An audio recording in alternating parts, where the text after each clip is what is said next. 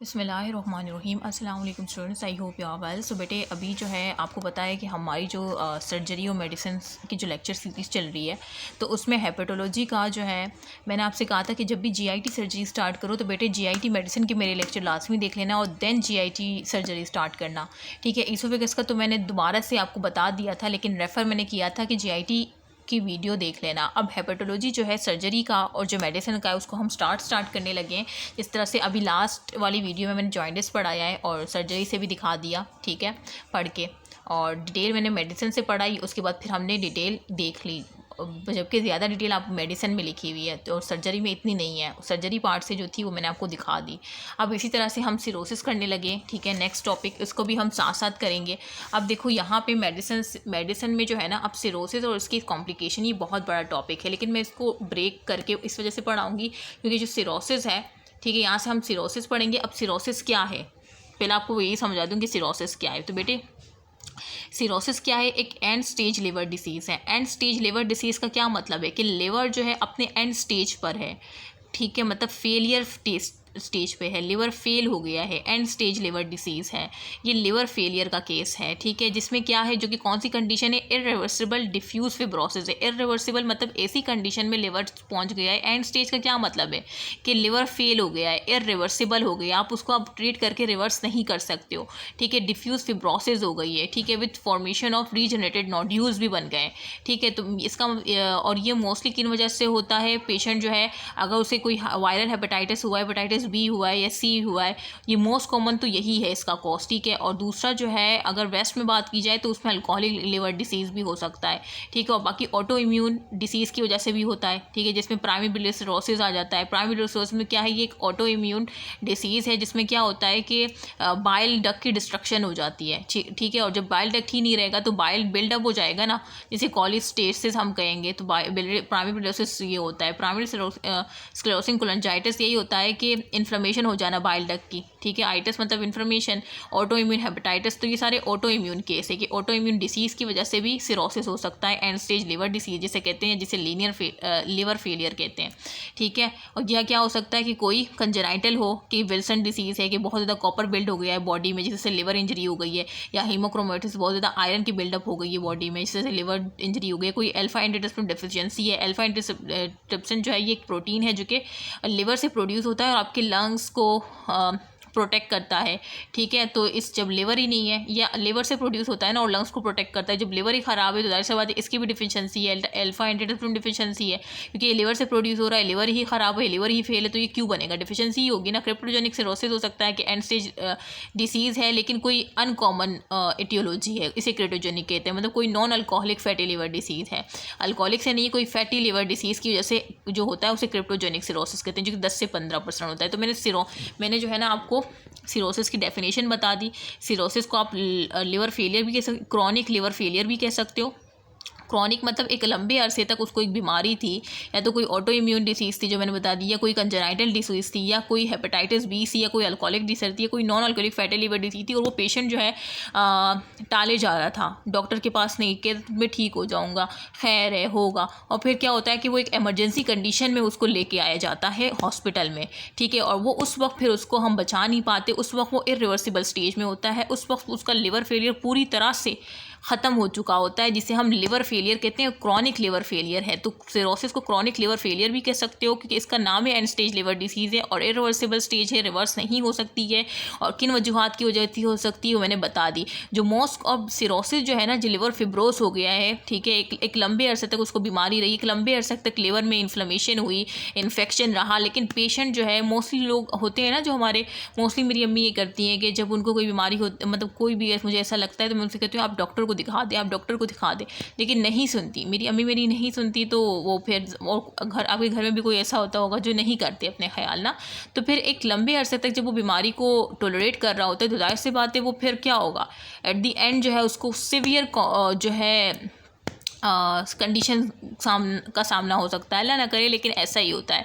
कि जिस तरह से मैंने आपको ये बता दी कि एक लंबे अरसे तक जब उसे बीमारी है, हेपेटाइटिस सी, डी, बी, सी है, लिवर डिसीज़ है, ऑटोमी, लेकिन उसको ट्रीट ही नहीं कर रहा, तो क्या हुआ कि उसका लिवर आखिरकार अपना काम करना फिब्रोस हो गया। एक लंबे अरसे का इन्फ्लेमेशन इन्फेक्शन से फिब्रोस हो गया, फिब्रोसिस हो गई, ठीक है। तो फिब्रोसिस हो गई, लिवर पेरेन्काइमा पूरी तरह से ख़त्म हो गया और उसका सिर्फ एक ही इलाज है कि आप लिवर ट्रांसप्लांट कर दो, क्योंकि अब जो वो लिवर है वो ठीक नहीं हो सकता, अब आपने नया लिवर लगाना होगा सर्जरी के थ्रू, ठीक है। अब सिरोसिस जो है ना, मोस्ट कॉमन कॉज जो होता है ना, अब वो पोर्टल हाइपरटेंशन है। मतलब अगर आपका लिवर ख़राब हो गया है, फिर अल्लाह ना करे मतलब किसी का फिब्रोसिस हो गई, एक लिवर फेल हो गया है, तो उसका जो मोस्ट कॉमन कॉज है कि पोर्टल हाइपरटेंशन। अब हाइपरटेंशन क्या होता है कि प्रेशर बिल्डअप, अब मैं आगे पढ़ाऊँगी कि पोर्टल हाइपरटेंशन क्या होता है, कि प्रेशर बिल्डअप हो जाता है, जो किस प्रेशर जो देखो लिखा pressure with in portal vein, जो पोर्टल वेन है ना, पोर्टल हाइपरटेंशन है ना, तो पोर्टल वेन में ही होगा ना प्रेशर बिल्डअप, जिसकी वजह से क्या होता है, ब्लड जो है वो कहाँ पे आ जाता है, which carry blood from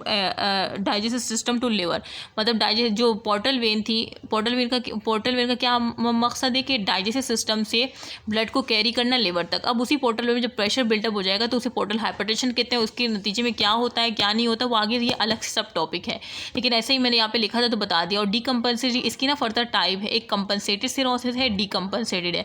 compensated वाला सिम्टम लेस होता है, उसमें कोई सिम्टम नहीं आते। डीकम्पनसेटेड में क्या है, सिम्टम आते हैं। उसमें क्या होता है कि उसमें जॉइंटिस होगा पेशेंट को, ठीक है, जो भी मैंने बताया कि येलो डिस्क्रिप्शन स्किन स्क्लेरा, वो सारा जो हम प्रीवियस टॉपिक भी पढ़कर आए। वेरिसल हेमरेज होगा, ठीक है, एसाइटीज़ होगी, ठीक है, और क्या होगा, इंसेफेलोपैथी, मतलब उसका जो है जो नाइट्रोजन टॉक्सिक है वो उसके ब्रेन पे जाके अफेक्ट करेंगे, ठीक है। कन्फ्यूजन कोमा हो सकता है, फ्लूइड बिल्डअप हो सकता है, ठीक है, एसाइटीज़ हो सकती है, हेमरेज हो सकता है, वेरिसल हेमरेज हो सकती है। तो ये सारे आगे ये सब टॉपिक में पढ़ाऊंगी। तो ये डीकम्पनसेटेड के सिम्टम है, ठीक है। तो ये यहाँ पे लिखा था तो मैंने बता दिया। मेन चीज़ डेफिनेशन थी, कॉजेस थी, वो मैंने आपको बता दी। और सिरोसिस को आप समझ गए कि cirrhosis and stage liver disease है, मतलब क्रॉनिक लिवर फेलियर है। अब देखो सर्जरी में उस सिरोसिस के नाम, सिरोसिस से नाम नहीं लिखा बल्कि किसके सब टॉपिक लिखा है, क्रॉनिक लिवर फेलियर। तो क्रॉनिक लिवर फेलियर आपको पता है कि cirrhosis is a chronic liver failure. तो मैं पहले आपको मेडिसिन से पढ़ा दूंगी, फिर हम यहाँ से पढ़ लेंगे। और देखो यहाँ पे भी सेम चीज़ें लिखी है कि क्रॉनिक लिवर डिसीज़ क्या है, एक एंड स्टेज लिवर डिसीज़ है जो कि इरिवर्सिबल डिफ्यूज फिब्रोसिस होती है, फॉर्मेशन वही देखो पूरा ऐसे लग रहा है कॉपी पेस्ट हुआ है।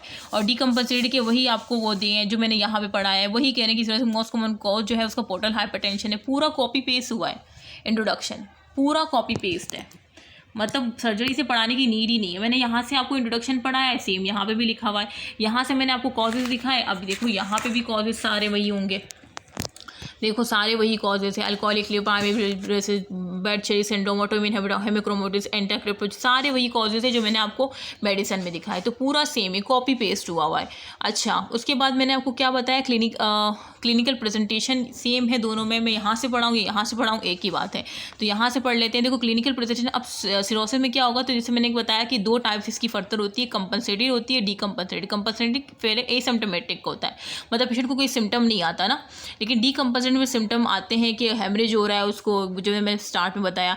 और क्या होगा, एनोरेक्सिया हो सकता है, वेट लॉस हो सकता है, जाहिर सी बात है उसका लिवर डैमेज हो गया है, मेन जो है आपका जो ऑर्गन है बॉडी वो ही नहीं है, तो उसको वेट लॉस की शिकायत होगी, एनोरेक्सिया होगा उसको, और जॉइंटिस होगा, ठीक है।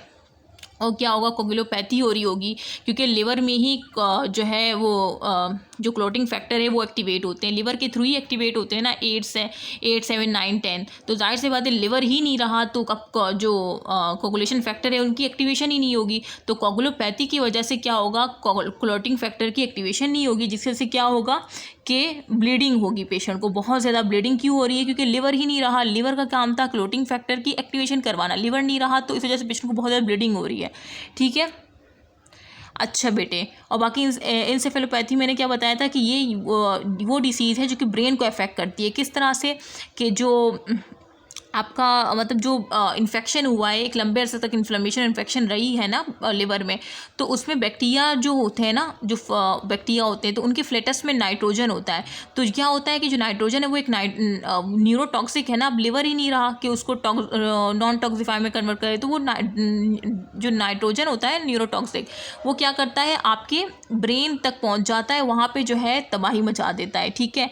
मतलब वो मेटाबोलाइज ही, लिवर नहीं रहा, वैसे नाइट्रोजन मेटाबोलाइज हो जाता है लिवर से, लेकिन यहाँ पे लिवर ही नहीं रहा, तो वो जो नाइट्रोजन ब्रेन में जाके इफेक्ट करेगा, इंसेफेलोपैथी करेगा और पेशेंट किसके साथ प्रेजेंट करेगा, ड्राउजी होगा, कंफ्यूज होगा और एट दी एंड कोमा में चला जाएगा। ठीक है, मैं साथ साथ आपको कहानी इस वजह से बता रही हूँ ताकि आपको याद हो जाए। पोर्टल हाइपरटेंशन में मैंने क्या बताया कि अगर पोर्टल वेन क्या होती है कि आपके डाइजेस्टिव से जो ब्लड फ्लो लेकर आती है आपके लिवर के पास, तो अगर उसी में हाइपरटेंसिव हो जाएगा, ठीक है, मतलब वो उसमें हाइपरटेंशन बिल्डअप हो जाएगा, तो क्या होगा, उसकी वजह से एसाइटी, एसोफेजियल वेरिसेस मिलेगी।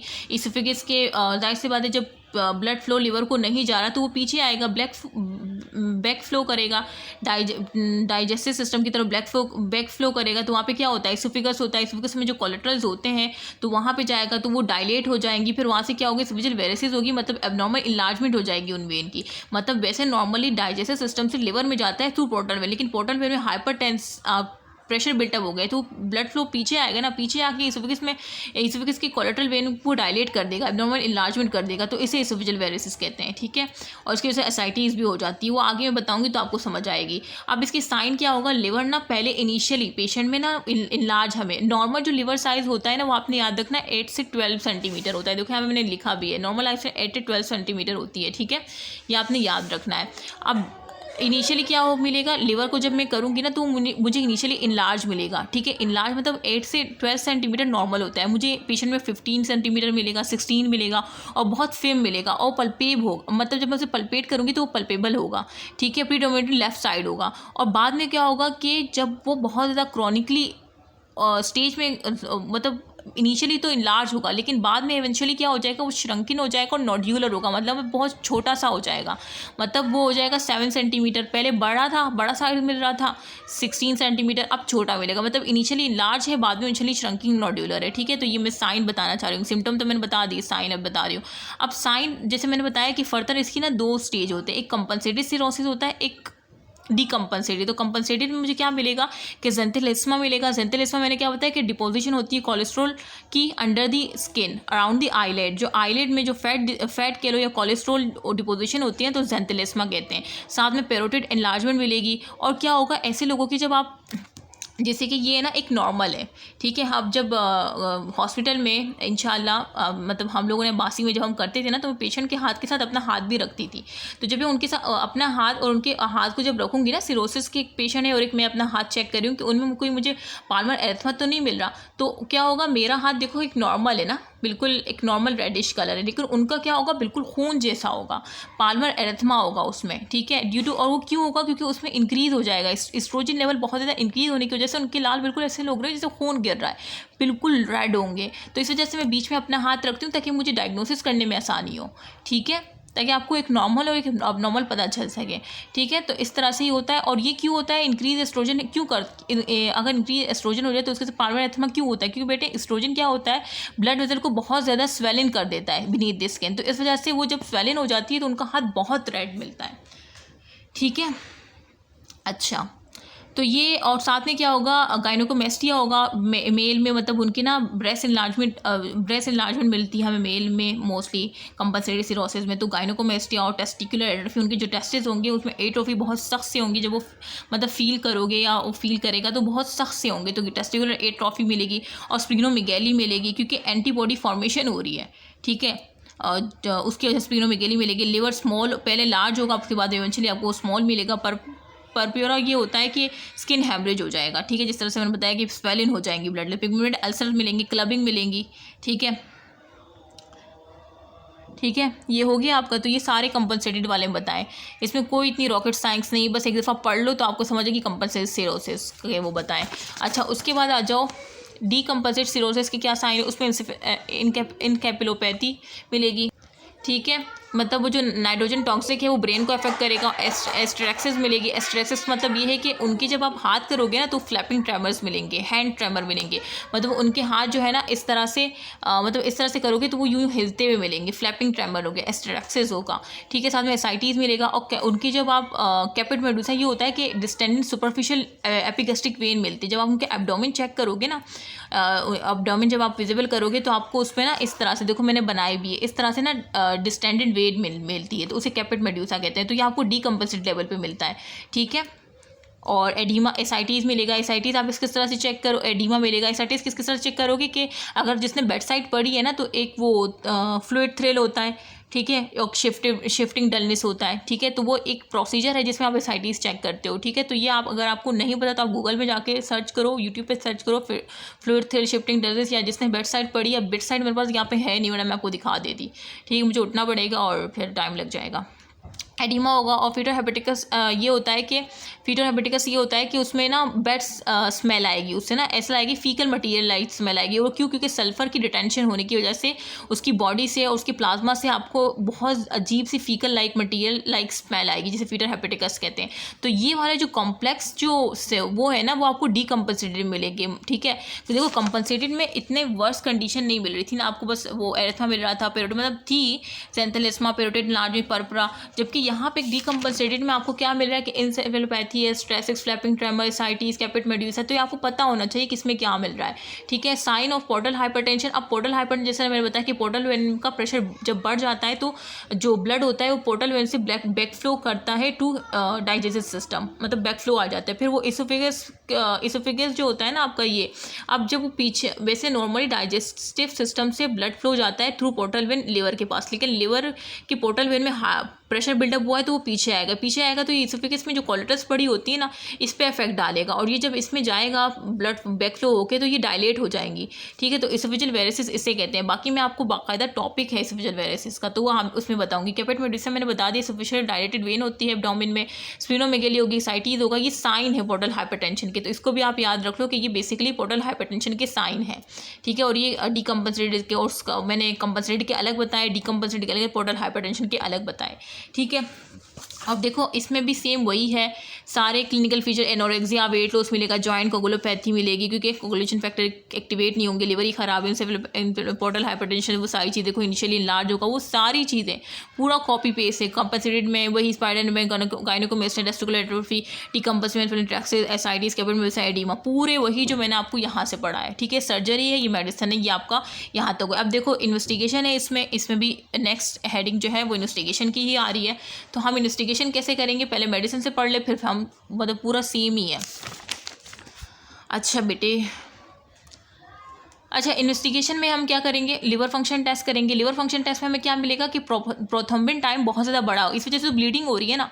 ब्लीडिंग क्यों हो रही है? क्योंकि कोगुलोपैथी हो गई है, लिवर ही नहीं रहा। लिवर ही का काम था कि कोगुलेशन फैक्टर को एक्टिवेट करना, ठीक है। लेकिन जब लिवर ही नहीं रहा तो कोगुलोपैथी हो गई है, और वो हमें कैसे डिटेक्ट होगी? Liver function test prothrombin time में बहुत ज़्यादा बढ़ा हुआ मिलेगा, ठीक है। प्रोथ्रोम्बिन टाइम एलिवेटेड मिलेगा, देखो लिखा हुआ इंक्रीज प्रोथ्रोम्बिन टाइम लिवर, जो कि इंडिकेट करेगा कि इम्पेयरमेंट हो गई है कोगुलेशन फैक्टर में, क्योंकि लिवर ही ख़राब हो गया है। और सीरम एल्बुमिन जो है आपको उसकी डिक्रीज कंसंट्रेशन मिलेगी, ठीक है, जो कि पुअर प्रोग्नोसिस है कि सीरम लेस देन 28 ग्राम पर डेसिलिटर और इंक्रीज प्रोथ्रोम्बिन। तो इसका मतलब कि पुअर प्रोग्नोसिस है, डीकम्पनसेटेड स्टेज में जा रहा है लिवर फंक्शन। और लिवर फंक्शन टेस्ट में बाकी बिलिरुबिन आपको बड़ा क्यों मिलेगा, खुद सोचो, एक सोचने वाली बात है। क्यों मिलेगा? क्योंकि जॉइंटिस हो रहा है ना, जॉइंटिस भी तो हो रहा है इसमें, क्योंकि लिवर के अंदर ही मैंने बताया था ना कि अनकॉन्जुगेटेड, कॉन्जुगेशन में वो होता है। देखो यहाँ पे मैंने आपको जो पहला टॉपिक पढ़ाया था जॉइंटिस का, तो उसमें मैंने आपको बताया था ना कि अनकॉन्जुगेट बिलिरुबिन लिवर के अंदर जाता है, और फिर वहाँ पे जो एंजाइम होता है यूटीपी ग्लूकोन ट्रांसफरेज, वो उसको कॉन्जुगेट में कन्वर्ट करता है, जिसे हम बिलिरुबिन ग्लूकोकॉर्ना क्या कह रही हूँ मैं, ग्लूकोकोरोनाइट कहते हैं। मतलब ग्लूकोनाइट वाला जो है ना ग्रुप इसमें ऐड कर देता है, मतलब इसकी शादी करवा देता है, इसको कपल बना देता है, ठीक है। जिस तरह से मैंने वो एक ट्रिक बताई थी। बिल्कुल मेरी हिम्मत ख़त्म हो गई है और इस वजह से मुझसे मज़ीद नहीं बोला जा रहा। एक्चुअली ये टॉपिक ऐसा है ना कि इसमें काफ़ी ज़्यादा समझाने की नीड है, वरना मैं इसको फास्ट करवा देती। लेकिन खैर आपका दोनों कवर हो रहा है, ठीक है। अब ये भी देखो, और लिटरली एक दफ़ा अगर आपने सही से देख लिया ना, अगर आपने जब भी चैप्टर देखो ना, तो अगर आपने फर्स्ट वाला टॉपिक जिसमें मैं सारी कहानी बता देती हूँ, अगर वो आपने, तो बाकी सारी चीज़ें फिर आसान हो जाती है, ठीक है। तो ये अरेंजमेंट ही ऐसी होती है ना सारी। तो लिवर फंक्शन टेस्ट में मुझे सीरम एल्बुमिन कम मिला, लेस देन 28 ग्राम पर डेसिलिटर। प्रोथ्रोम्बिन टाइम बढ़ा है, मैं समझ गई कि यार कोगुलोपैथी हो गई है, कोगुलेशन फैक्टर जो है ब्लीडिंग इस वजह से हो रही है क्योंकि प्रोथ्रोम्बिन टाइम बढ़ा हुआ है, ठीक है। फिर लिवर फंक्शन एलिवेटेड बिलिरुबिन, क्योंकि पेशेंट जॉइंटिस के साथ भी आ रहा है, लिवर उसका ख़राब हो गया है, लिवर ही मेन है, लिवर ने ही कॉन्जुगेशन करनी थी बिलिरुबिन की, और इसमें आपको अनकॉन्जुगेट हाइपर बिलिरुबिनिया मिलेगा क्योंकि वो लिवर ही नहीं रहा कि उसकी कॉन्जुगेशन करवाए, ठीक है। और बाकी अब ये कह रहे हैं कि AST-ALT जिस तरह से मैंने पीछे बताया था कि अगर पेशेंट में मुझे देखो ये लिवर में दोनों ही रेस होती हैं, ALT भी AST भी, लेकिन अगर मुझे जो है ALT ज़्यादा रेस मिल रहा है तो इसका मतलब वायरल हेपेटाइटिस की वजह से उसे सिरोसिस हुई है। अगर AST ज़्यादा मिला है तो अल्कोहलिक हेपेटाइटिस की वजह से उसे सिरोसिस मिली है। सात शराब पीता है तो अल्कोहलिक, इस तरह से मैंने याद करवाया था। अच्छा, elevated serum alkaline phosphatase, sorry अगर साथ कोई है, ये मैं ट्रिक बनाती हूँ इस तरह से, जिस तरह से अभी लास्ट टाइम जो हम वीडियो मतलब कॉल पे जो हम अपनी फ्रेंड्स वगैरह जो पढ़ते हैं ना, तो वो कह रही थी कि दीना वो तुम्हारी मुझे ट्रिक बहुत याद है, मतलब तुम ऐसी ट्रिक बताती हो ना कि वो याद रहती है। तो ऐसे जैसे मैंने उसे डेंगू का बताया था कि डेंगू फ्लेवी वायरस से, मतलब उसको फ्लेवी वायरस होता है वो, तो मैंने उसको याद करवाया था कि फ्लेवी वायरस है ना F से, और D फॉर डेंगी, तो D फॉर दानिश की दाने फ्लड कर रहा है, फ्लड मतलब फ्लेवी वायरस, तो वो कह रही है अभी तक वो मुझे याद है। तो इस तरह से कुछ वो निमोनिक होते हैं कि जब आप शेयर करते हो तो आपको भी याद होते हो, दूसरों का भी भला हो जाता है। तो सॉरी कोई अगर इस नाम से हो तो ये जस्ट ट्रिक है, जैसे हमने रूबी की बिल्ली याद किया था कि रूबी बिलिरुबिन, तो ऐसी ट्रिक्स होती हैं, तो इस पर कोई वो नहीं क्या करो, ठीक है, ऑब्जेक्शन। बाकी सीरम अल्कलाइन फॉस्फेटेज अगर आपको बड़ा मिल रहा है तो इसका मतलब कि क्या है कि ये जो है कोई वो है help in break down of protein, इसको छोड़ दो बस, मेन चीज़ वो आपको पता है कि ALP और GTP ऑब्स्ट्रक्टिव जॉइंटिस में मिलते हैं, तो अगर वो मिलेगा तो कोई ऑब्स्ट्रक्शन का केस है, ठीक है, तो वही चीज़ है। सीरम इलेक्ट्रोलाइट अगर आपको हाइपोनेट्रीमिया मिलेगा इसमें लिवर फंक्शन में, ठीक है, सिरोसिस में आपको लो सीरम सोडियम मिलेगा, और सीरम क्रिएटिनिन बढ़ा हुआ मिलेगा, ठीक है, 130 माइक्रोमोल मिलेगा, जो कि क्या है वर्स्ट प्रोग्नोसिस है, ठीक है। और CVC में एनीमिया मिलेगा, लिकोपनीमिया मिलेगा, ठीक है, WBC कम हो गए, थ्रोम्बोसाइटोसिन प्लेटिलेट कम है, प्लेटिलेट डिफेक्ट है, डिफिशिएंसी है क्योंकि कोलोपैथी नहीं हो रही, ठीक है, मैक्रोसाइटिक एनीमिया कॉमन, हाइपरप्लेटिज्म, हाइपर हो गया, लिवर फंक्शन क्या देख लिया आपने सारी, मैंने सीवियरिटी ऑफ डिसीज़ के लिहाज से बता दी। अच्छा, उसके बाद कॉजेज़ ऑफ डिसीज़ क्या है कि ये डिसीज़ किस वजह से होता है, अभी मैंने बताया कि वायरल हेपेटाइटिस हो सकता, viral marker hepatitis B, C हो सकता है। सीरम ऑटो एंटीबॉडीज़, जो ऑटो इम्यून डिसीज़ बताई थी ना विल्सन डिजीज़, तो उसमें क्या होगी, ऑटो एंटीबॉडीज़ ही होंगी ना, जैसे स्प्लिनोमेगेली भी हो रही थी। सीरम इम्यूनोग्लोबिन होगा, आयरन प्रोफाइल और फेरेटिन हो सकता है हीमोक्रोमेटोसिस में। हीमोक्रोमेटोसिस क्या है कि आयरन बिल्डअप हो रहा है बॉडी में, तो उसमें आपको फेरेटिन का और आयरन प्रोफाइल का लेवल मिल सकता है। मतलब अब हम ये जानना चाह रहे हैं कि हमें पता चल गया कि यार सिरोसिस तो ही है, अब ये सिरोसिस का इस डिसीज़ का कॉज क्या है, तो अगर मुझे आयरन प्रोफाइल और फेरेटिन लेवल ज़्यादा मिल रहे होंगे तो मैं समझ जाऊंगी कि अच्छा ऑटो इम्यून डिसीज़ है, और वो भी हेमोक्रोमेटोसिस की वजह से इसको सिरोसिस हुई है, क्योंकि ये मुझे लेज मिले। अगर मुझे ऑटो एंटीबॉडीज़ मिलेगी तो मैं समझ जाऊंगी कि ऑटो इम्यून हेपेटाइटिस है। अगर मुझे वायरल मार्कर मिलेंगे तो मैं समझ जाऊंगी हेपेटाइटिस B और C की वजह से इसको सिरोसिस हुआ है, ठीक है। अगर मुझे कॉपर सिरोप्लाज्म मिलेगा तो विल्सन मतलब क्या, कॉपर बिल्डअप हो जाता है ना, इस तरह से हेमोक्रोमेटोसिस में आयरन बिल्डअप हो जाता है, तो विल्सन जो कॉपर बिल्डअप हो जाता है इन दी बॉडी, तो उसमें आपको कॉपर लेवल मिलेंगे, सिरोप्लाज्म मिलेंगे, तो मैं समझ जाऊंगी अच्छा ऑटो इम्यून डिसीज़ में विल्सन डिसीज़ की वजह से इसको सिरोसिस हुआ है। अगर α1 एंटीटिसिन लेवल मुझे कम मिलते हैं तो मैं समझ जाऊंगी कि क्या है, क्योंकि लिवर भी अल्फा एंटीटिप्सन एक प्रोटीन होती है, इसको बनाती है, ठीक है, और इस प्रोटीन का क्या काम है कि लंग्स को प्रोटेक्ट करना, तो इसके लेवल मुझे कम मिलेंगे, तो ये सारी चीज़ें हैं। अच्छा, इमेजिंग जब मैं करवाऊंगी, मैं एब्डोमिनल अल्ट्रासाउंड करवाऊंगी, ठीक है, CT स्कैन करवा लूँगी, एंडोस्कोपी करवा लूँगी कि एंडोस्कोपी जब मैं करूँगी कैमरा डाल के देखूंगी तो मुझे वेरिसेस मिल जाएगी सब लेवल पे, हाइपरटेंसिव गैस्ट्रोपैथी मिल जाएगी, ठीक है। MRI करवाऊंगी बिनाइन ट्यूमर को देखने के लिए, ठीक है। लिवर बायोप्सी करवा सकती हूँ CRT के लिए, लिवर डिसीज को कि कौन सी टाइप है, ठीक है, कंपलसरी, ये सारी चीज़ें फॉर चेकिंग डिसीज एक्सटेंड को चेक करने के लिए इमेजिंग होती है, ठीक है। तो ये सारी चीज़ें तो आपको पता है। अच्छा, बाकी ये जो है ना ये इतना इंपॉर्टेंट नहीं है, चाइल्ड बर्थ वो इसको छोड़ दो। अच्छा, ये है पुअर प्रोग्नोस्टिक इंडिकेटर इन सिरोसिस के, पुअर प्रोग्नोसिस है, तो उसमें क्या है कि एक तो मैंने बताया ना कि लिवर एल्बुमिन कम होगा, लेस देन 28 ग्राम पर लीटर होगा, बाकी सीरम सोडियम लेवल भी कम होगा, वो हाइपोनेट्रीमिया होगा, लेस देन 125 माइक्रोमोल पर लीटर, और प्रोथनबिन टाइम बहुत ज़्यादा बड़ा होगा, मोर देन 6 सेकेंड होगा अबव नॉर्मल वैल्यू, ठीक है। और क्रेटिन लेवल क्या होता है, बड़ा था, जो कि वर्स्ट प्रोग्नोसिस, मैंने बताया था ना कि वर्स्ट प्रोग्नोसिस क्रेटिन लेवल, वही सारी चीज़ें लिखी हुई है 130 माइक्रोमोल पर लीटर से, तो इसका मतलब वर्स्ट प्रोग्नोसिस। क्लिनिकल फीचर क्या हो रहा है कि परसिस्टेंट जॉइंटिस होगा, मतलब येलोइश डिस्करेशन होगी, स्किन स्क्लेरा, परसिस्टेंट या आपको ये सिम्टम मिलेगा उसमें, क्योंकि लिवर ही नहीं रहा, लिवर नहीं रहा तो जाहिर सी बात है जॉइंटिस तो होना है ना उसको। Failure to response to therapy, मतलब जो आप उसको थेरेपी दे रहे हो वो उसको इसके लिए काफ़ी नहीं है, क्योंकि वो एक इरिवर्सिबल स्टेज है, अब उसका लिवर पूरी तरह से फेल हो गया है, तो कोई भी थेरेपी दे दो वो फेलियर है, तो ये पुअर प्रोग्नोस्टिक है। एसाइटीज़ मिलेगा, अगर वेरसल हैमरेज मिल रहा है तो इसका मतलब ये ये सारे क्लिनिकल फैक्टर है जो कि उसे आप समझ जाओगे कि यार अब बचना नामुमकिन है। वेरिसल हेमरेज मिलेगा, इंसेफेलोपैथी के वो टॉक्सिक जो है ब्रेन को अफेक्ट कर रहे हैं, स्मॉल लिवर मिलेगा। तो ये सारे साइन है कि पहले आपको इनिशियली लार्ज मिला था, फिर आखिर मतलब बाद में आपको स्मॉल मिलेगा। तो सारे वो साइन सिम्टम है जो कि पुअर प्रोग्नोसिस को इंडिकेट करते हैं। परसिस्टेंट हाइपोटेंशन क्यों मिल रहा है, खुद सोचो कि इसमें हाइपोटेंशन में ये है, यहाँ पे जो परसिस्टेंट हाइपोटेंशन का मतलब ये है कि ठीक है, तो ये लिखा भी है मैंने कि जो थर्ड स्पेस कैविटी वहाँ से फ्लूइड लॉस हो रहा है ना, तो फिर वो पेट में आ रहा है, तो पेट में आ रहा है तो एडिमा हो रहा है, वो बाकी वेजल्स में फ्लूइड कम है, वीनस रिटर्न कम है, कार्डियक आउटपुट कम होगा, बीपी कम होगा, तो हाइपोटेंशन की कंडीशन तो परसिस्टेंट हाइपोटेंशन मिलेगी। ठीक है, तो ये सारे पुअर प्रोग्नोसिस के ये सब आपको जो मैंने यहाँ पे बताया ना सब वही है। अच्छा, बाकी कॉम्प्लिकेशन ऑफ सिरोसिस ये हम 1 बाय 1 आगे पढ़ेंगे कि इस सिरोसिस की वजह से जो एंड स्टेज लिवर डिसीज़ है जो कि फिब्रोसिस है, इरिवर्सिबल फिब्रोसिस हो जाती है लिवर में, तो ये सिरोसिस है ना, तो इसकी वजह से क्या मिलेगी, एसाइटीज़ मिलेगी हमें। ठीक है, पेशेंट में मतलब बाद में इसकी कॉम्प्लिकेशन है कि अगर आपने सिरोसिस के बाद जो नेक्स्ट आपको मिलती है एसाइटीज़ मिलता है, पोर्टल हाइपरटेंशन की, पोर्टल वेन में बहुत ज़्यादा प्रेशर बिल्डअप हो जाता है, फिर पीछे वो बैक फ्लो आके वेरसल इसोफेजियल वेरिसिस कॉज कर देता है। प्रोग्रेसिव हार्ट फेलियर हो सकता है क्योंकि जाहिर सी बात है जब उसे उसका फ्लूइड लॉस होने की वजह से जब एक अरसे तक बीपी कम होगा और तो क्या होगा, वो उसका हार्ट फेलियर भी हो सकता है। हेपेटोरीनल सिंड्रोम के हेपेटोरीनल का मतलब क्या है कि लिवर की वजह से रीनल में प्रॉब्लम हो रही है, क्रिएटिनिन लेवल बढ़ रहा था ना, तो इसका मतलब लिवर में प्रॉब्लम है, किडनी के पास ब्लड फ्लो कम जा रहा है और फिर वो क्या हो जाएगा, उसमें एक्यूट किडनी इंजरी हो सकती है। ठीक है, लिवर रीनल में।